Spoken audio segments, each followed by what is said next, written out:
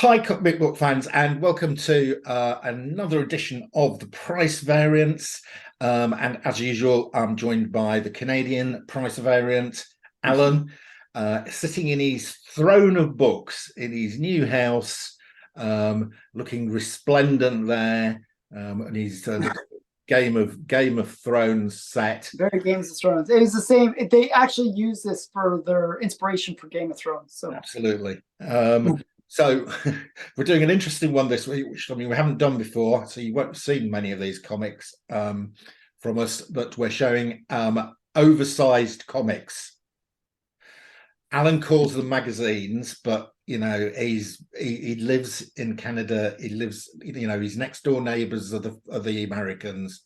So they've got to have a standard size. The 6 inches apparently is the standard size. But in England, we're bigger than 6 inches. So our comics are bigger. Okay, so we're showing oversized comics, or as Allan likes to call them, magazines. We're bilingual here. Yeah. Both languages. So Allan, would you like to show us your first oversized comic? Yeah, so this one is Warren Magazine. Yes. This is actually, I just thought this was a great cover. This is Creepy 99. Oh, and it's like a disaster, earth-shattering disasters issue. It's Armageddon. Like atomic bomb kind of cover, and like all the people running away. Goodness. But when a lot of the during the golden age, when that whole thing fell apart, a lot of the artists moved over to magazines. Yeah. Warren was kind of the place where a lot of these artists found a home. Yeah. Like Frazetta and Harvey Kurtzman, and like some really big names went over to work on Warren Publishing. Oh, the artwork's incredible, and yeah. So this is, I don't remember who did the art on this one, but it's just a kind of a cool one. I didn't want to show the standard ones that I always show if I'm going to show Warren, like Creepy #1 or whatever. Yeah, I wanted to show something different. I wanted to show this one, and I also wanted to show this one. Yeah. So this is still creepy. This is Creepy 101. And the reason I wanted to show this one, this is Richard Corbin art.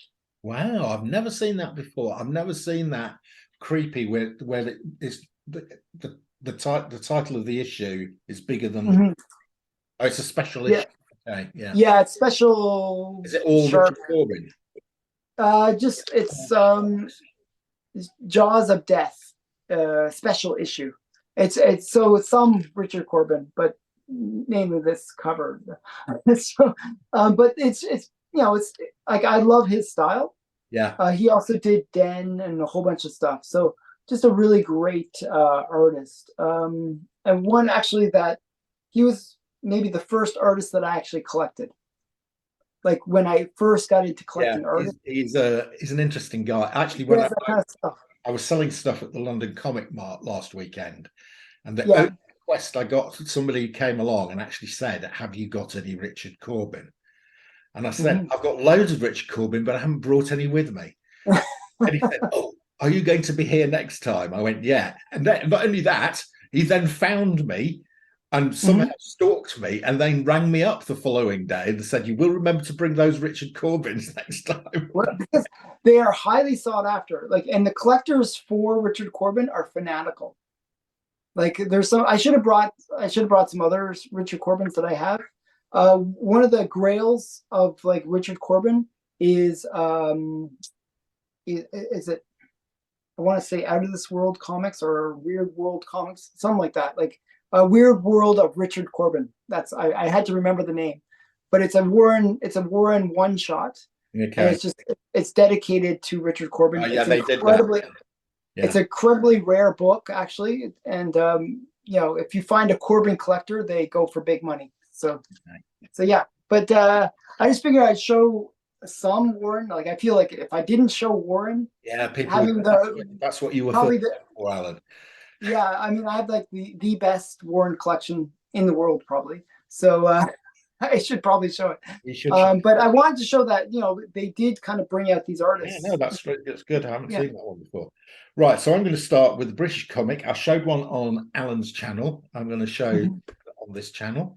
And it is, and we talked about it on Alan's channel actually. It Oh, is yes. Marvel Comics Group Planet of the Apes. This Mhm. is my issue. It's issue number 1, and it's got the poster, a free poster. Very important. Wow. You collect this, make sure you've got the one with the poster. Uh, Mhm. yeah, so Planet of the Apes number 1 with poster. Mhm. This is getting quite pricey because they're doing a new Planet of the Apes film, I think, Movie. Yeah, movie. yeah. This ran forever in the UK. I was talking about this on Alan's channel. Mhm. This was weekly. So what happened is it started out reprinting the US stuff, but then the UK caught up, and there was Mhm. no more. There was no more No US. more content to reprint. Yeah. So there was a strange phase where they took another Marvel comic. I'm trying to remember what it was, but they basically converted it from fighting in prehistoric times to fighting so they changed all the monsters into apes. And then they Mhm. ran out of those. And so then they started doing original material for the UK Nice. Planet of the Apes. So this ran for quite a few issues. The problem. Actually, right now, there's sort of a weird hype going on around Planet of the Apes where I think Marvel is like, having these alternate covers with Planet of the Apes themes on them. Oh, are they? Okay. Yeah, so there's variant covers with Planet of the Apes. So you'll see Miles Morales and Planet of the Apes. It's like that's so weird. So, it just came out like last week. So Yeah.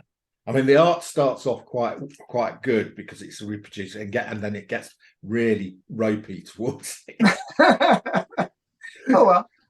Yeah. But that's a book that I'm actually searching for. Planet of the Apes #1. Yeah, very cool. Make sure it's got the poster. Um, Yep, yeah. So that's my first. very very cool. Okay, so I showed a Disney book on my channel, but I'm going to show a different one. This one's a really cool book, actually. So way back in the day, what they wanted to do is give children big books.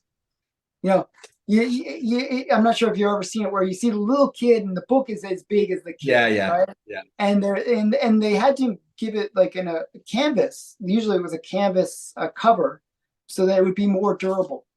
And so here's an example of that. This is Porky Pig Duck Hunt. Oh, yeah. Um, and this is actually the first book dedicated to Porky the Pig. Believe it or not, you can pick this up really cheaply, like under $50. Is that meant to be Daffy Duck? He's changed the design a bit since. Yeah, that's Daffy Duck. That is Daffy Duck. This is actually the first Daffy Duck as well. So it's kind of a major book, and you can pick it up every day, all day long for under $50 because these actually lasted. Yeah. This is from the 30s, but they lasted, or maybe late 30s, or maybe 1940. Where I forgot the date on it, but something like in that era. But the point is, they really lasted because they had these canvas covers, and for the most part, they didn't have much of a story. They were like maybe a few pages inside. They weren't like, it's not like a big story, but it's a very cool book. So just one to look for. Again, expect to pay about $40 to $50 for it. So, yeah, kind of, I like those big format ones. Okay, the next one I've got is really quite interesting. The French really like sort of comics, and they do produce a lot of their own comics. And they also did underground comics as well. And I picked up a whole load of French stuff in an auction, and it was sort of like 30 or 40 things in it, and it cost me about a tenner because it was in French and nobody likes French, so that's in it cool. was a number of copies of this, which I hadn't seen. I'm going to have to censor it. Okay. So there was a number of copies of this, which is L'Echo des Sauvages, which means the Oh wow. savages. Yeah. And it is absolutely chock-a-block with great underground sort of art. There's Richard Corbin in here. Oh wow. There's Yeah, I mean, look at the art on here. Really nice. Like heavy, it's like the heavy metal type art. Yeah, yeah, yeah, very similar. Um, and yeah, I mean, we've got some seduction going on. Mhm. And yeah, I can't show some of this. Can't show some of that. Okay. But this is your channel. We can show whatever we Yeah, want, well, I right? can, but I don't want to get banged, Alan. Yeah. So it's really great stuff. And Yeah, yeah. this particular magazine goes on quite a long run. I've checked into it, and these are quite collectible. These sort of Right. French comics from this is from '78, and on the back we've got Tyrannosaurus Sex. That's very cute. Oh, that's really great. This last one, they have a little. They're having some fun. These two dinosaurs, and at the end, the woman says saying something like, "No wonder we're going to go extinct shortly." So yeah, That's so L'Echo des Sauvages, Sauvage. that's very interesting. Wow. Okay. So I feel like this one has to be shown. Again, another magazine format. But actually it's considered a comic. So you kind of win on this one a little bit. This is Raphael #1. Well, that's a comic, Alan, Well, even though yeah. it's all standard size. But what is this? But it isn't a magazine format. And a lot of people consider this magazine format comic.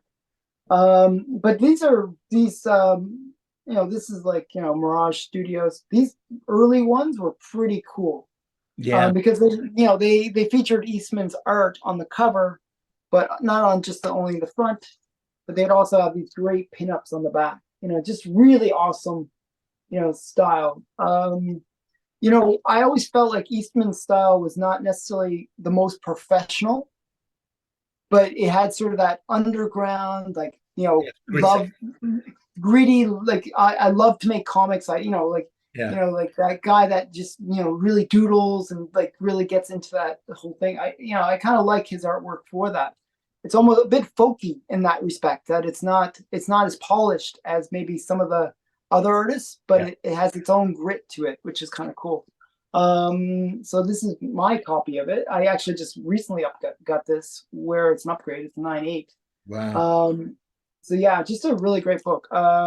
Teenage Mutant Ninja Turtles, #1, and all those are like all in that magazine format. And just a really great yeah. No, person, it's a great book in a great condition. yeah.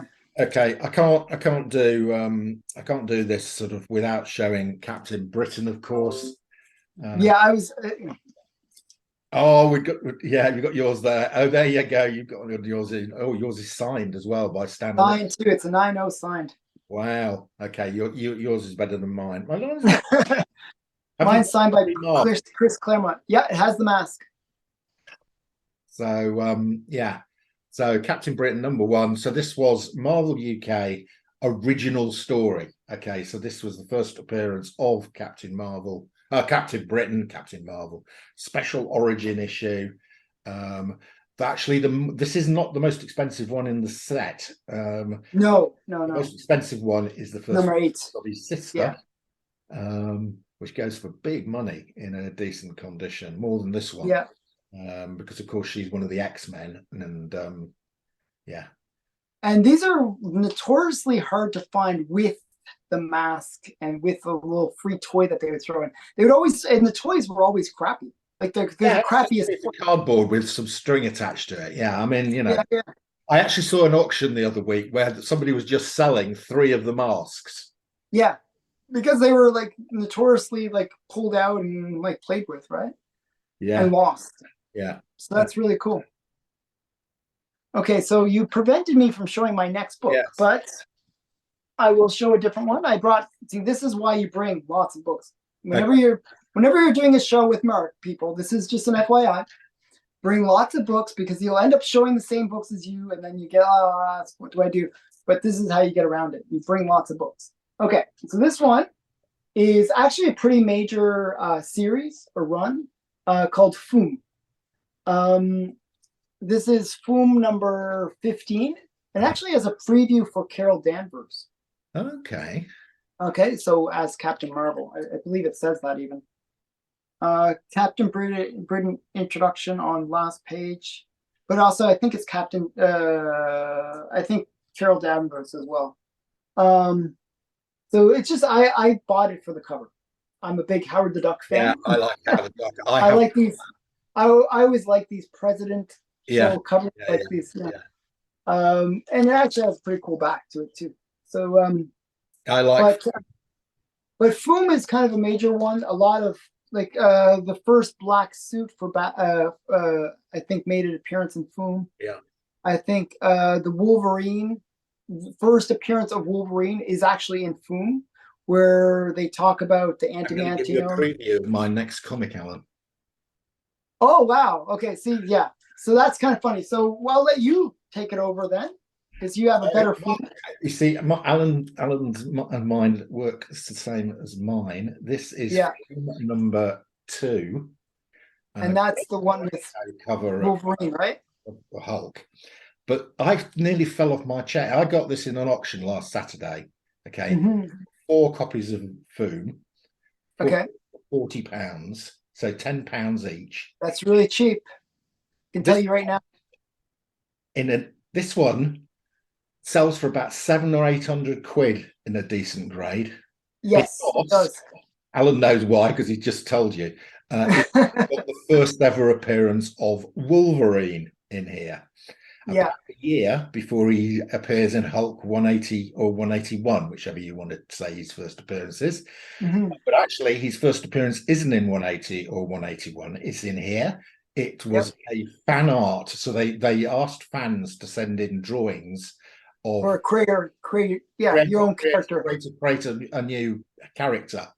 One guy sent in pictures of character he called Wolverine. Yep. And it's actually printed in here. I mean, the suit is not the same, and he doesn't have claws. Yeah, a little different. Yeah, Wolverine.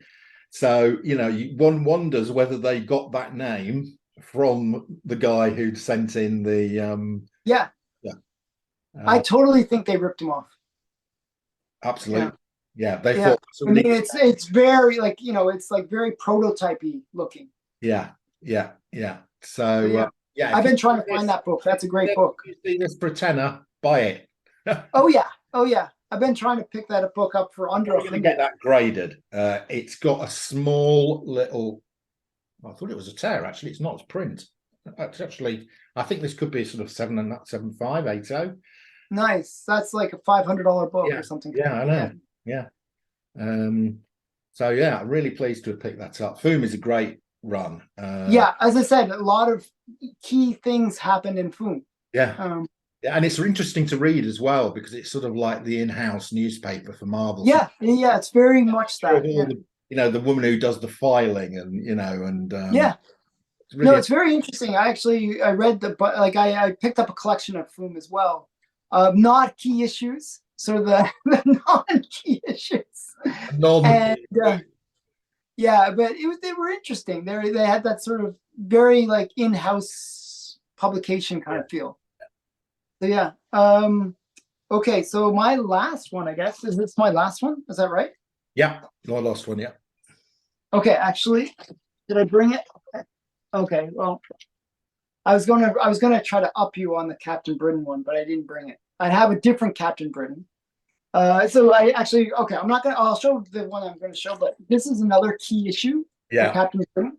This is where what's her name? Something Braddock. Betsy Braddock. Betsy Braddock. She makes her first cover appearance.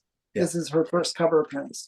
Number 8 is her first appearance, and number 10 is her first cover. It's 1, 8, and 10 you want if you're collecting Captain Britain.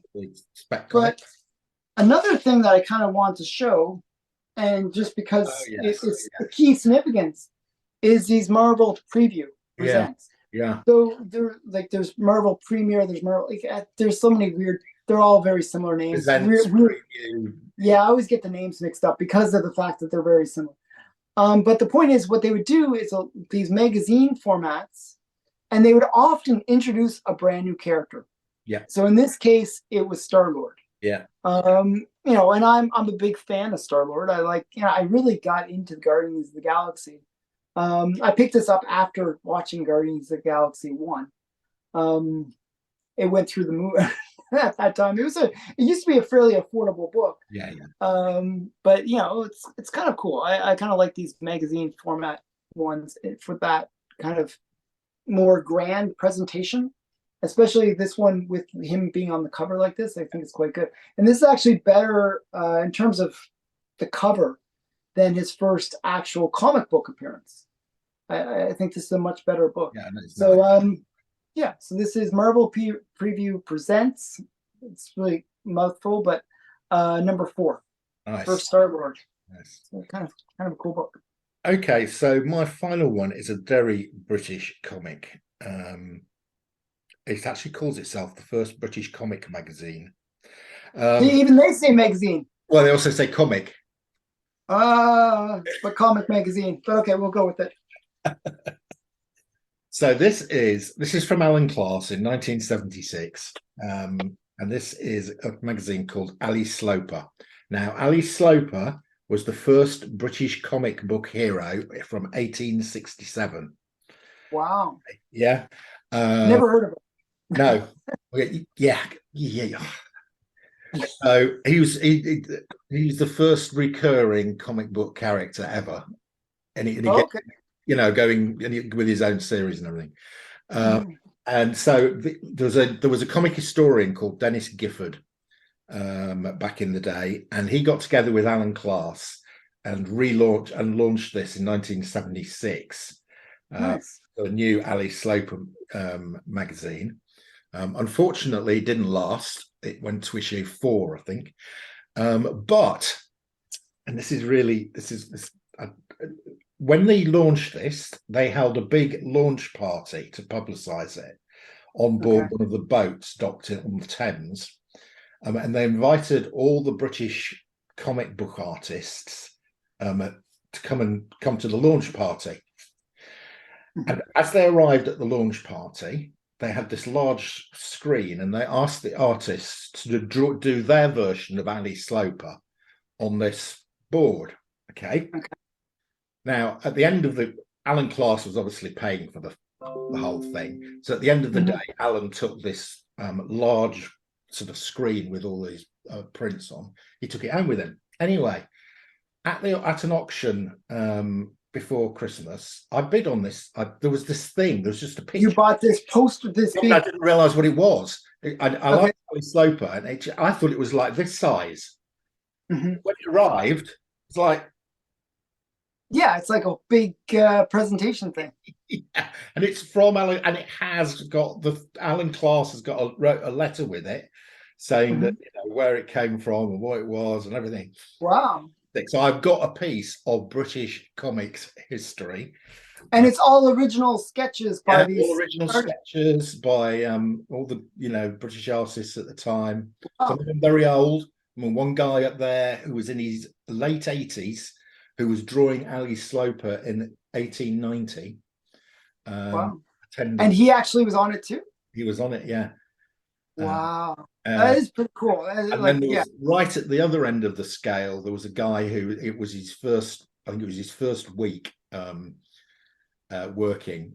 He's still going now. I can't remember his name, but he's a comic. So it's almost like a rookie card at that point then. Yeah, he was a rookie. Yeah.